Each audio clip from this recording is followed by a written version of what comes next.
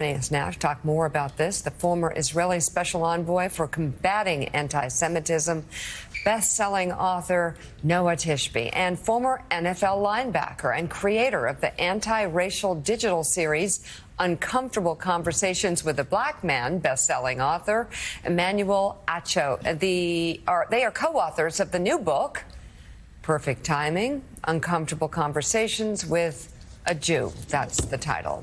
Good to have you both. Good to see Great you to all. be here. So thank you for coming back. Talk about this book. Talk about where it began. Well, it began 2 years ago. After writing Uncomfortable Conversations with a Black Man, I realized, very simply put, we would all be better as a society if we didn't fight in silos. If black people didn't just fight for black people, women fighting for women. But what if the Jewish community fought alongside the black community? What if the white community fought alongside the black community rather than fighting against one another? What if we identified the common enemy, which was hate, which was oppression, which is marginalization? So I actually reached out to Noa prior to October 7th. We've been penning this book for a long time because I wanted to educate myself, and she could help me do that because with education, I believe, comes empathy. And Noa said yes. Oh, said yes very quickly. So it's very important to actually understand that Emmanuel noticed the rise in anti-Semitism, specifically from the black community, way before a lot of people did. And he was like, wait a minute, I'm a black man. I don't want to speak for you in that context. But he's like, I noticed this when Jewish people noticed this and not when people from outside the community did. And he reached out and wanted to be a true ally, which is what this book is about.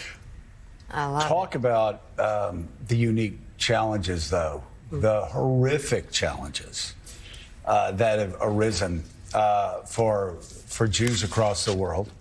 I mean, I always remind people there are only 15 million Jews in the world for a reason. And talk about the rise there, and especially among radicals who call Jews white European colonialists when Israel was created 3 years after white European colonialists marched 6 million Jews into ovens.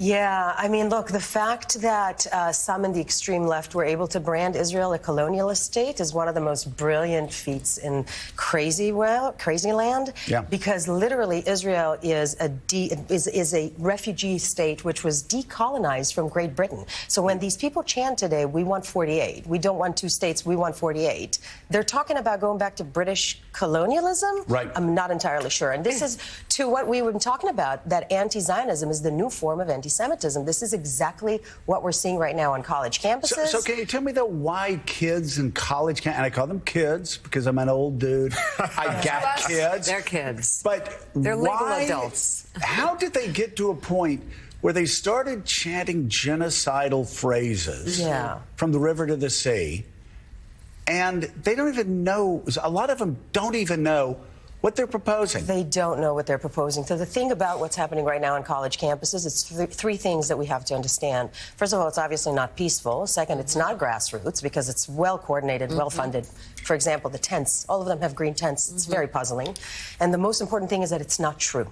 So the kids that are actually protesting and think that they're doing the best thing for humanity, what happened is that they have been brainwashed by TikTok to believe that Zionism necessitates the genocide of Palestinians.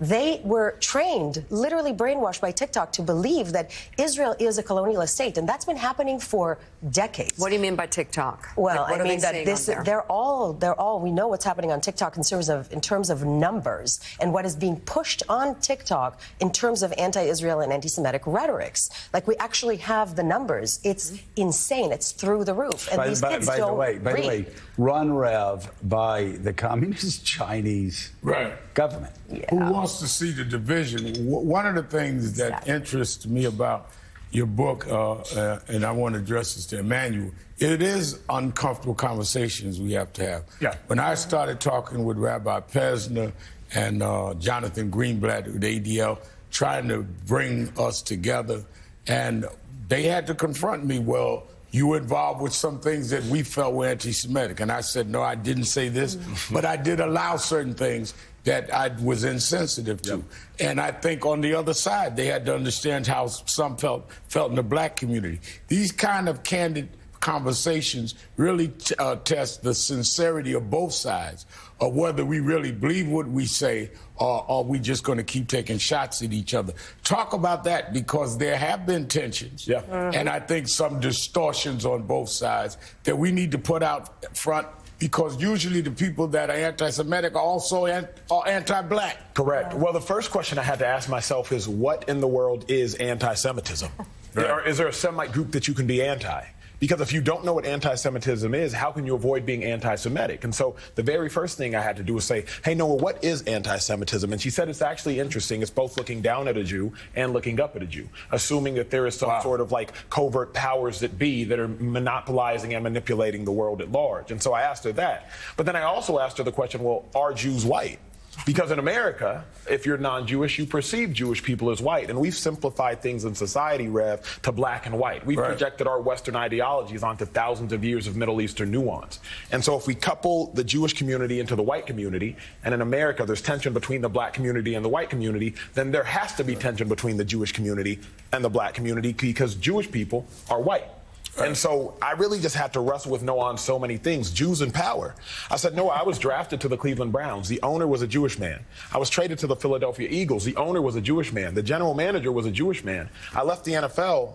My first agent was a Jewish woman. I left that agent. My next agent was a Jewish man. So how can you tell me that I'm anti-Semitic, not literally, but figuratively speaking, if I say Jewish people are in power, when the titles, Joe, have been held of owner, agent, and general manager in my life? So we just went there. Yeah, so and I said to him, I said, up to Donnie, is that wow. And I said, what I said to Emmanuel is the fact that there are a lot of Jewish people represented in various fields, there's nothing anti-Semitic about that, and that is actually true. It's when you start talking about power and control, that's when you move to anti-Semitism, which is why, by the way, adopting the IRA definition is a brilliant move, because it gives you the framework from which to understand what anti-Semitism is to begin with. No, I'm going to ask you a tough question. It's all about uncomfortable conversations here. Answer.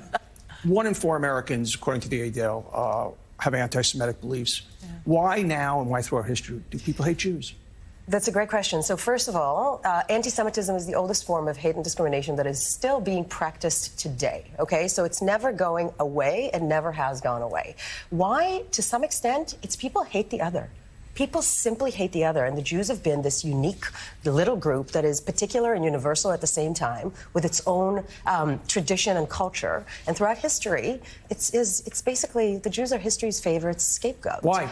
I don't know why, but what happened is when anything goes wrong in society, the bubonic plague, it's the Jews. COVID, it's the Jews. Financial meltdown, it's the Jews. Right now, Israel is a representative of white colonialism, the last bastion of colonialism on earth that needs to be taken down. In law school, I remember we were going through different legal codes throughout history. And I remember reading the Magna Carta, which we always think, Magna Carta, that's the greatest thing. Oh, my God, Magna Carta. It's the first time they started to tear power away from the monopoly.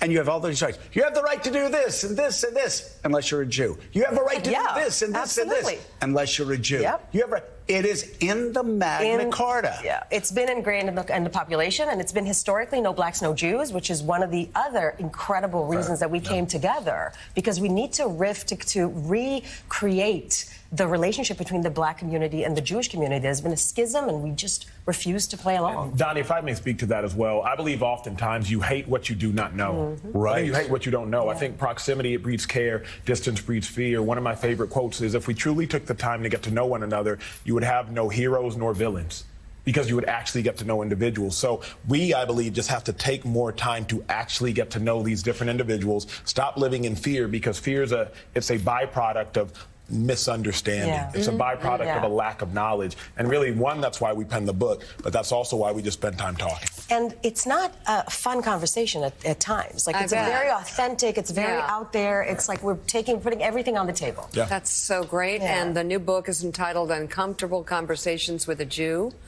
Emmanuel Acho and Noa Tishby, thank you so much for what you're doing. Thank you so much. And one of the things we learned, Tamika, we don't have to look up to Donnie anymore.